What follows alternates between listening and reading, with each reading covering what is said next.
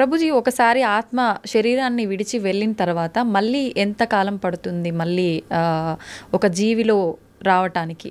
ప్రాణం అంటే ఏమంటారు, అది ఒక కస్టమైజ్డ్ ప్రాసెస్ అన్నమాట. అది ఎవరికి ఎంతసేపు వాడు నరకంలో ఉంటాడో, ఎంతసేపు స్వర్గంలో ఉంటారో, ఎంత తొందరగా, అవన్నీ ఇంకా మనం చెప్పలేము. చాలా కాంప్లికేటెడ్ కర్మ సిద్ధాంతం అంటే. దానికి ఏం స్పెసిఫిక్ పారామీటర్స్ లేవు. మనతోటి అయినప్పుడే మనకు తెలుస్తుంది ఎన్ని రోజులు ఉన్నాం, మనం ఎక్కడ ఉన్నాం అనేది. కాబట్టి తప్పకుండా ఒక శరీరం నుంచి వదిలిపెట్టి వెళ్ళాక కొన్ని రోజులు ఆ జీవాత్మ అలానే తిరుగుతారు అని చెప్తారు. అందుకే మనము మంచి పుణ్యకర్మలన్నీ చేయడానికి ప్రయత్నం చేస్తాం. 10, 11, 12 అట్లా ఒక్కొక్కరికి ఒక్కొక్క పద్ధతులు ఉంటాయి.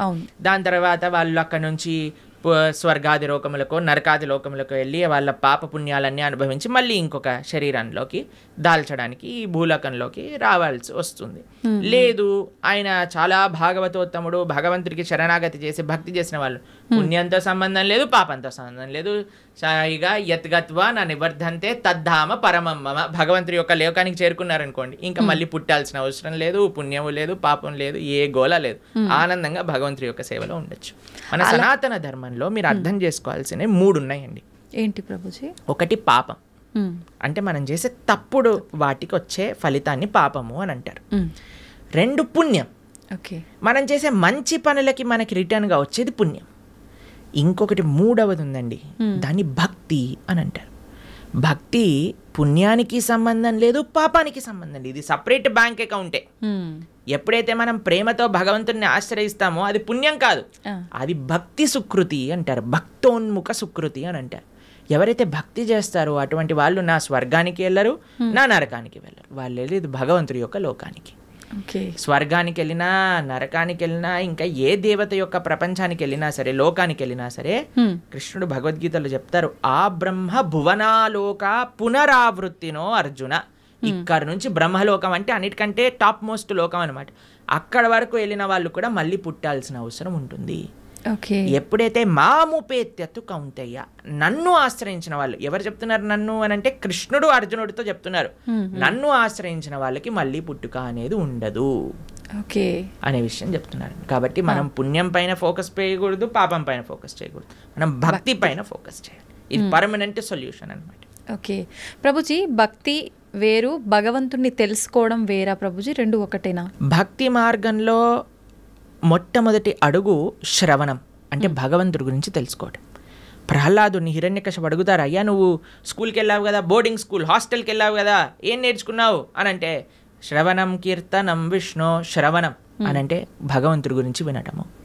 భక్తి అంటే ఏదో పూజలు చేసేసి, ఇక్కడ నుంచి 1000 పూలు పట్టుకొచ్చేసి, ధూపాలు వేసేసి, నోములు ఇచ్చేసి, లక్ష పూలలతో పూజ చేసేసి, ఒక లీటర్ల అభిషేకాలు చేసి, ఇది కాదండి భక్తి అంటే. భక్తి అంటే భగవంతుడి గురించి వినటం. ఇది ఎవరు చెప్తున్నారు? పరమ భక్తుడైన ప్రహ్లాదుడు చెప్తున్నాడు. ఫస్ట్ ప్రాసెస్ ఏంటి? శ్రవణం, భగవంతుడి గురించి వినటం. ఏం వినాలి? గీత, భాగవత, రామాయణ అసలు అన్నీ ఏదైతే భగవంతుడి గురించి చెప్తారో వాటిని వినాలి. శ్రవణం, కీర్తనం, దాని తర్వాత మనం చేయాల్సింది జపం. చూడండి ఆయన ఏం ప్రాసెస్లో చెప్తున్నారు, ప్రియారిటీ వైజ్ చెప్తున్నారు అనమాట. శ్రవణం, కీర్తనం, విష్ణో, ఎవరికి చేయాలి ఇది? భగవంతుడైన నారాయణుడు విష్ణువుకి చేయాలి. శ్రవణం, కీర్తనం, విష్ణు, స్మరణం, పాద సేవనం, స్మరిస్తూ ఉండాలి. మనం విన్నది స్మరిస్తూ ఉంటే అప్పుడు మనకి భగవంతుడి పట్ల ప్రేమ పెరుగుతుంది. అప్పుడు మనం భగవంతుడి యొక్క ఆరాధన చేసామనుకోండి, ప్రేమతో ఆరాధన చేయగలుగుతాం. లేకపోతే ఎప్పుడు మనసులో ఈ కోరిక గుర్తొచ్చినంత భగవంతుడు గుర్తురాడు. నిజమే ప్రభుజీ. ఎప్పుడైతే మనం శ్రవణం, కీర్తనం, భగవంతుడి గురించి వింటామో, భగవంతుడి యొక్క నామాన్ని జపం చేస్తామో, అప్పుడు మనం ఆరాధన చేసేటప్పుడు మన మనసు భగవంతుడి పైన ఉంటుంది. కాబట్టి అందరూ కూడా ఫస్ట్ వ్రతాలు, నోములు, పూజలు చేసేయడానికి పరిగెత్తుతూ ఉంటారు. కానీ దాటికంటే ఫస్ట్ ఇనీషియల్ స్టెప్స్ ఏంటి అని అంటే, ఇప్పుడు చూడండి, ఒక ఫస్ట్ ఫ్లోర్కి ఎక్కాలి అని అంటే మనం లాంగ్ జంప్ చేసేసి ఎక్కిస్తామా? ఒకసారి దూకామనుకోండి, ఆయనతో కాలు చేతులు విరిగిపోతాయి, అంతే. మెల్లమెల్లగా ఎక్కామనుకోండి, కరెక్ట్ పాత్లో మనం వెళ్తూ ఉండొచ్చు అనమాట.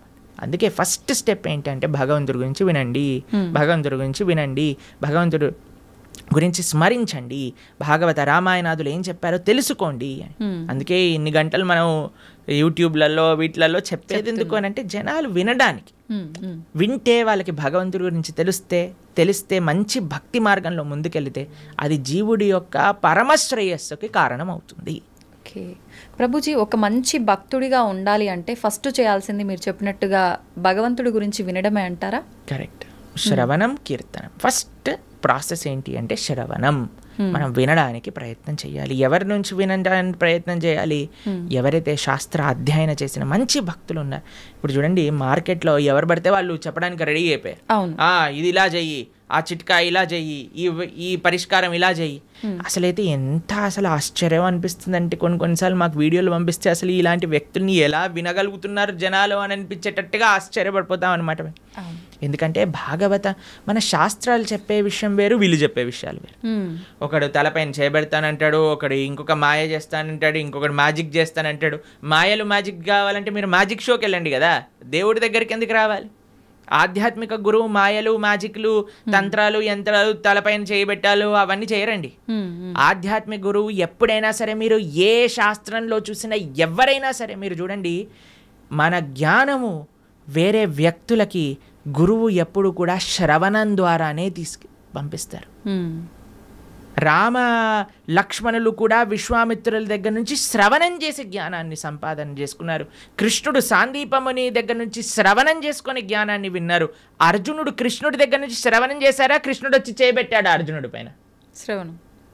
కాబట్టి భగవంతుడిచ్చిన మార్గము శ్రవణం. మన జ్ఞాన సముపార్జన చేయాలి. మనకి ఏదో అయిపోవాలని మన ధర్మంలో కొంతమంది మనల్ని మోసం చేసే, ఇప్పుడు చూడండి, ఎవరికైతే మోసపోవాలని ఉంటుందో వాళ్ళని మోసం చేసే వాళ్ళు రెడీగా ఉంటారు మార్కెట్లో. మన ధర్మంలో మోసాలు చేసేవాళ్ళు తక్కువ అని మనం చెప్పడానికి వీలు లేదు, ఉన్నారు. ఎందుకంటే మనకి ఆ మోసపోయే ప్రవృత్తి ఉన్నది కాబట్టి. ఇది కాకుండా ఇతర మతాల వాళ్ళైతే ఇంకా పీక్స్కి వెళ్ళిపోయారనమాట. వాళ్ళు చేసే మోసాలు కానీ, వాళ్ళు చేసే యాక్టింగ్లు కానీ, వాళ్ళు చేయించే డ్రామాలు కానీ చూస్తే అసలు ఎందుకు ఇంతమంది అక్కడ ఉంటున్నారంటే, అసలు మీరు చూడండి, మేము ఆ వీడియో చూసినప్పుడు మాకు పంపిస్తుంటారనమాట జనాలు, ఇలా ఇలా ఇలా ఇలా వీళ్ళు చేస్తున్నారు ప్రభుజీ, పాస్టర్లు వీళ్ళు అని చూస్తున్నప్పుడు అయితే మాకు అనిపిస్తుంది, ఎవడైనా బుర్రున్నవాడు అసలు ఈ సభకి వెళ్తాడా? అసలు వీక్షిస్తాడా? వేలాది మంది అక్కడ కూర్చొని వీక్షిస్తున్నారు అంటే వీళ్ళందరూ మోసపోవడానికి రెడీగా ఉన్న వాళ్ళనే కాబట్టే కదండి మోసం చేస్తుంది. వాడు ఇంటికి వెళ్ళాక అనుకుంటున్నాడు, అసలు వీళ్ళు ఎంత మూర్ఖులు, అసలు ఎలాంటి వ్యక్తులు వీళ్ళు, నేను చేసే యాక్టింగ్లకి చప్పట్లు కొట్టటాలు, అరవటాలు, ఇలాంటి వాళ్ళు ఉన్నంత వరకు మోసాలు ఆపలేమండి. మన లోపల ఒక జాగరూకం కావాలి. నేను శాస్త్రాన్ని నమ్ముతా, భగవంతుడి యొక్క తత్వాన్ని అధ్యయనం చేస్తా, కానీ మ్యాజిక్ల వల్ల, ఏమంటాం, మీరు చేతులు పెట్టడాల వల్ల, ఏవో సృష్టించటం వల్ల, ఏదో మన జీవితంలో ఏదో మంచి జరిగిపోవటం వల్ల, దానివల్ల ఏది వచ్చే ప్రయోజనం లేదండి. ఈరోజు మంచి జరుగుతుంది, రేపేం జరుగుతుంది? జీవుడి యొక్క పరమశ్రేయస్సు భగవంతుడి గురించి తెలుసుకోవటం మనందుకే మేము ఎక్కడికి వెళ్ళినా మొత్తుకునేది ఒకటే విషయం, ఇవన్నీ యొక్క ట్రాప్లో పడకండి. మన మానవ జన్మ ఎన్నో సంవత్సరాల తర్వాత మనకి రేర్గా దొరికిన ఈ అవకాశాన్ని మంచి మార్గంలో ఉపయోగించుకోండి అనే మేము అందరం ప్రార్థన చేస్తూ ఉంటాం అందరికీ కూడా. ఎందుకంటే మాకు అనిపించేది ఏంటి అంటే, పాపం ఇలాంటి వాళ్ళ ట్రాప్లలో పడే వాళ్ళు చెడ్డవాళ్ళు కాదండి. భగవంతుడి గురించి తెలుసుకోవాలి అనుకుంటే కదా వాళ్ళు ఇలాంటి బాబాల దగ్గరికి లేదా ఇలాంటి వ్యక్తుల దగ్గరికి వెళ్ళేది. కానీ మేము అనుకునేది ఏంటి అంటే, మంచి మార్గం కానీ వాళ్ళు తెలుసుకోగలిగితే వాళ్ళ జీవితం పండిపోతుంది. మన శాస్త్రం ఏం చెప్తుంది తెలుసా? ఇలాంటి చెడు వ్యక్తుల వల్ల వెళ్ళే వాళ్ళ పరిస్థితి ఎలా ఉంటుందట అంటే, సగం మింగిన కప్పలాగా ఉంటుందట. పాము ఒక పెద్ద కప్పని పట్టేసుకుంటుంది. ఎంత పెద్దగా ఉంటుందంటే ఆ కప్ప లోపలికి మింగలేదు, బయటికి వదలలేదు. అలాంటి పరిస్థితులు చిక్కుకుపోతారు. కాబట్టి మీ అందరికీ మేము చేసే ప్రార్థన ఏంటి అంటే, ఎవరైతే శాస్త్రాన్ని అధ్యయనం చేశారో, శాస్త్రపరంగా శాస్త్ర సమ్మతంగా మాట్లాడతారో, ఎవరైతే వైదిక సనాతన ధర్మాన్ని ఆచరిస్తూ ఉన్నారో, ఇప్పుడు ఏంటంటే అండి, కలియుగంలో ఎంతోమంది దేవుళ్ళని మ్యానుఫ్యాక్చర్ అయిపోయారు. ఎక్కడ చూసినా వీడి దేవుడు అంటాడు, వాడి దేవుడు అంటాడు, అందరినీ దేవుళ్ళు అనటం ప్రారంభం చేశాం. కానీ ఒక్క విషయం, భగవంతుడు అనేవారు ఎవరైనా ఉంటే అది వేదములు ప్రతిపాదన చేసిన వారు మాత్రమే. కాబట్టి శాస్త్రీయంగా ఎవరైతే ప్రామాణికంగా దైవము అని చెప్పారో వాళ్ళ గురించి తెలుసుకోవటం శ్రేయస్సు. ఆ శాస్త్రీయమైన గ్రంథాలను అధ్యయనం చేయడం శ్రేయస్సు. కానీ మొన్న ఒక 50 సంవత్సరాల ముందో 70 సంవత్సరాల ముందో పుట్టిన గ్రంథాలని మనం చదవాల్సిన అవసరం లేదు. ఓకే. మనం చదవాల్సిన ఏదైనా వాంగ్మయం ఉంటే అది వ్యాసుడిచ్చిన వాంగ్మయం మాత్రమే. అది చాలా ముఖ్యం. ఓకే ప్రభుజీ, మీరు చెప్పినట్టుగా అంటే వీటన్నింటినీ చదువుకుంటూ భగవంతుడి గురించి వింటూ అలా ఉంటే నిజంగా భగవంతుడి అనుగ్రహం పొందొచ్చు అంటారా? గుళ్ళకి పుణ్యక్షేత్రాలకి వెళ్ళకపోయినా కూడా భగవంతుడి యొక్క అనుగ్రహం పొందాలి అని అంటే భగవంతుడు చెప్పినట్టు నడుచుకోవాలి. మీకు ఒక విషయం చెప్తాను. మీకు మీ పిల్లలు ఉన్నారనుకోండి, మిమ్మల్ని చాలా బాగా చూసుకుంటూ మీరు చెప్పిన పని ఏమీ చేయకపోతే మీకు ఆనందం వేస్తుందా? లేదా మిమ్మల్ని బాగా చూసుకుంటూ మీరు చెప్పిన పనులన్నీ కూడా చేస్తే బాగా ఆనందం వేస్తుందా? లేదా మిమ్మల్ని బాగా చూసుకోకపోయినా జస్ట్ మీరు చెప్పిన పనులన్నీ చేస్తే బాగా ఆనందం వేస్తుందా? బాగా చూసుకోవాలి, చెప్పింది వినాలి, అప్పుడే ఆనందంగా ఉంటుంది కదా. అదే మనం చేయాలి. భగవంతుడు చెప్పినట్టుగా నడుచుకోవాలి, భగవంతుడి యొక్క ఆరాధన చేయాలి. అది నిజమైన మంచి జీవుడు లేదా మంచి సనాతన ధర్మానికి చెందినవాడు చేసే పని. ఇటు భగవంతుడి యొక్క సాంగత్యం లేనప్పుడు మనం భగవంతుడి యొక్క స్మరణతో ధార్మికంగా ఉండటం, అలానే మనం భగవంతుడి యొక్క సేవ చేసుకునే ఒక అవకాశం వచ్చినప్పుడు సాక్షాత్తుగా అక్కడికి వెళ్ళి దర్శనం చేసుకొని ఒక సేవ భావనతో ఉండటం, ఆ రెండు ముఖ్యమే మనకి. ఓకే ప్రభుజీ, కొంతమంది తల్లి గర్భంలోనే ఉన్నప్పుడే రకరకాల రీజన్స్ ఏదైనా ఉండొచ్చు, చనిపోతూ ఉంటారు. అది వాళ్ళ గత జన్మ కర్మఫలమే అంటారా, లేదంటే మరి ఇంకేమైనా రీజన్ అయి ఉంటుందంటారా? ఇప్పుడు కర్మ ఎలా పనిచేస్తుంది అంటే అండి, అన్నిటినీ మ్యాచ్ చేస్తుంది అనమాట ఎగ్జాక్ట్ పాయింట్కి. తల్లిదండ్రుల కర్మ ప్రకారం ఏం జరగాలి అది ఉంటుంది, జీవుడు వచ్చేవాడి కర్మలో ఏం జరగాలి అది కూడా ఉంటుంది. అన్నిటినీ కలిపి మ్యాచ్ చేసి ఒక దగ్గర పంపిస్తుంది. కాబట్టి ఇది ఎవరి కర్మ అని చెప్తే ఆ జీవుడు కర్మనే, అలానే ఆ తల్లిదండ్రుల యొక్క కర్మనే, అందరి కర్మ మిక్స్ అయ్యి పరివారము అని అంటేనే ఒకళ్ళ కర్మ ఒకళ్ళు నెగేట్ చేసుకోవడానికి పుట్టినవారు. Okay okay. కాబట్టి ఇప్పుడు ఈ జన్మలో భార్యాభర్తలు పిల్లలు ఎలా వచ్చారండి, ఎవరు చూస్ చేశారండి, మాకు ఎవరు పిల్లలు పుడతారని ఎలా మనం ఎలాంటి ప్రభావంతో మీరు ఎవరికైతే రుణం ఉందో, ఎవరైతే మిమ్మల్ని పోయిన జన్మలో పెంచారో వాళ్ళకి మీరు మళ్ళీ పిల్లలుగా పుట్టారనుకోండి, వాళ్ళని పెంచి ఆ రుణం పోతుంది అనమాట. లేదు మీకు ఎవరైనా శత్రువులు ఉన్నారనుకోండి, వాళ్ళు కూడా పిల్లలుగా పుట్టచ్చు. ఎందుకంటే వాళ్ళకి మనం చేసిన అపచారాలన్నీ కూడా వాళ్ళు ఇప్పుడు మనతో చేసి మన కర్మ నెగెట్ చేస్తూ ఉంటారనమాట. కాబట్టి అది ఒక పెద్ద కాంప్లికేటెడ్ కార్మిక్ సైకిల్. అది ఎవరి కర్మ ఎగ్జాక్ట్గా అని చెప్పడం, అందరి కర్మ కలిసి ఒక కుటుంబం ఏర్పడుతుంది. ఒకళ్ళ కర్మ ఒకళ్ళనొకళ్ళు నెగెట్ చేసుకుంటూ ఉంటారనమాట. అది కుటుంబం అంటే. ప్రభుజీ, వాళ్ళు కర్మ అనుభవించటానికే మరొక జన్మ తీసుకుంటున్నప్పుడు అంటే బయటికి వచ్చి అనుభవించాలి కదా, కడుపులోనే ఎందుకు అలా అవటం? కడుపులో అనుభవం ఉండదా? కడుపులోనే అనుభవం ఉంటుంది. అంతే అనుభవం ఉండాలి అని కర్మ ఉంటే అంతే అనుభవం అంతే. Okay okay. కాబట్టి జీవుడు తల్లి గర్భములోకి వెళ్ళిన మరుక్షణం నుంచి కాన్షియస్నెస్ స్టార్ట్ అయిపోతుంది, డెవలప్ అవ్వటం అని చెప్తారనమాట. కాబట్టి గర్భస్థ నరకము అని అంటారు. ఇప్పుడు చూడండి, ఇప్పుడు మీరు రెస్పాండ్ అవ్వటం, ఇప్పుడు ప్రహ్లాదుడు గర్భంలో ఉన్నప్పుడే కదండి భగవంతుడి గురించి విన్నది. అవును. పిల్లలు అందుకే చెప్తారు, ఎవరైతే కడుపుతో ఉంటారో అప్పుడు మంచి విషయాలు వినాలని, రామాయణ భాగవతాలు వింటూ ఉండండి, అప్పుడు పుట్టేవాడు మంచి భక్తుడుగా పుడతాడు అని. ఎందుకంటే వాడి లోపల కాన్షియస్నెస్ ఉంది కాబట్టి, వాడు అనుభవిస్తున్నాడు ఏది మంచి ఏది చెడు. అందుకే అమ్మని జాగ్రత్తగా ఇది తినకూడదు ఇవి తినాలి అని ఎందుకు చెప్తారు అని అంటే, వాటి వల్ల ఆ పిల్లవాడికి కూడా ఆ రకమైన బాధ కలుగుతూ ఉంటుంది, లేదా ఆ రకమైన ఆనందం వస్తూ ఉంటుంది అని.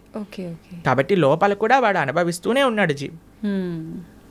ప్రభుజీ, భగవంతుడి అనుగ్రహం అనేది ఇప్పుడు మామూలుగా చెప్తుంటారు కదా ప్రభుజీ, మగవారు ఇంట్లో యజమాని చేసే పూజ వల్ల ఎక్కువ ఫలితం ఉంటుంది, కుటుంబానికి మొత్తం చెందుతుంది. ఆడవారు చేసే పూజా ఫలితం అనేది తనకు ఒక్కటి మాత్రమే చెందుతుంది అని చెప్పి చెప్తుంటారు. ఇది నిజమేనా ప్రభుజీ? ఒకవేళ ఇది నిజమైతే చేసే పుణ్యంలో 50% భార్యకి చెందుతుంది, భార్య చేసే పుణ్యంలో నయా పైసా హస్బెండ్కి రాదు. హస్బెండ్ చేసే పాపంలో 50% భార్య చేసే పాపంలో 50% హస్బెండ్కి చెందుతుంది, హస్బెండ్ చేసే పాపంలో నయా పైసా భార్యకి రాదు. ఓకే. కాబట్టి ఇలా చూసుకుంటే ladies are more fortunate in one sense. కాబట్టి యజమాని ఎందుకు జాగ్రత్తగా నువ్వు ధార్మికంగా ఉండాలి అని చెప్తున్నారంటే, ఎందుకంటే వాడే ఎక్కువ ట్రిత్లో ఉన్నాడనమాట. వాడు చేసిన దానికి చేయని దానికి అనుభవించాల్సింది వాడే, కాబట్టి జాగ్రత్తగా ఉండు అని చెప్పేది.